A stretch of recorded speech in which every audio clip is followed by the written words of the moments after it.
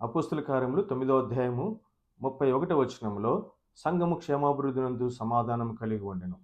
సంఘము అనగా 1 కొరింథీ 6:19 ప్రకారము వ్యక్తి దేవునికి ఒక సంఘము. అపోస్తుల కార్యములు 12:12 ప్రకారము రక్షణ పొందిన ఒక కుటుంబము దేవునికి ఒక సంఘం. అపోస్తుల కార్యములు 20:28 ప్రకారము రక్షణ పొందిన వారు, రక్షణ పొందిన కుటుంబం ఎక్కడైతే గ్యాదర్ అవుతూ ఉంటారో అది స్థానిక సంఘము. కాబట్టి వ్యక్తి, కుటుంబాలు, స్థానిక సంఘము క్షేమాభివృద్ధి నందు సమాధానం కలిగి ఉండాలంటే పౌలు లాంటి వ్యక్తులు కలిగి ఉండాలి. పౌలు ఎటువంటి వాడు? సౌలు పౌలుగా మార్పు నొందినాడు. రూపాంతరపు అనుభవం కలిగిన వారు.